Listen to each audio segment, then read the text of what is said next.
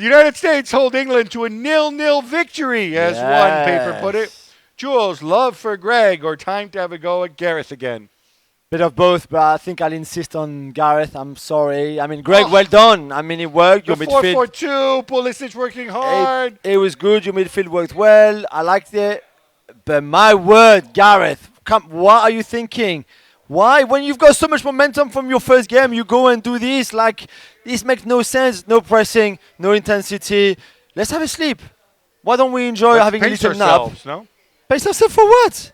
If you win, you're qualified. What pace of what? There's no pace. What pacing for what? There's no pacing. I just don't get it. I don't understand. I don't understand any substitutions. I don't understand his in-game planning, tactics. I don't understand anything he's thinking or doing. I don't get it. I hope for them they win it and they go far. But that game against the US, it was a car crash. They deserve to lose that big time. I don't want to overdo it with the tactics, but it seems to me that they said, the U.S. play 4-3-3, and that's what we're going to prepare for. And then when he saw that it was a different thing, like a lot of managers said, well, let's not worry about what they do. Let's worry about our game. And the problem with your game is you weren't set up for that, and you failed to make the adjustment.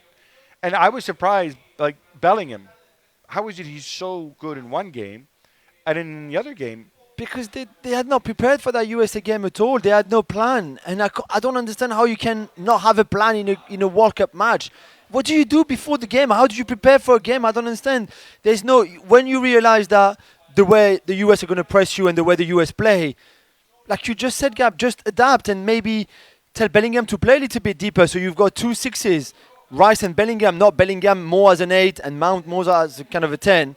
And Rice on his own, because Rice is obviously under a lot of pressure coming from Adams and coming from McKennie and coming from Musa. You're just like, I mean, it was, I don't know. I was so disappointed. Do if the Welsh dragon roars and no, but they're going to go through. And people keep saying like, oh yeah, but remember the Euros, they drew 0-0 with Scotland. I don't care.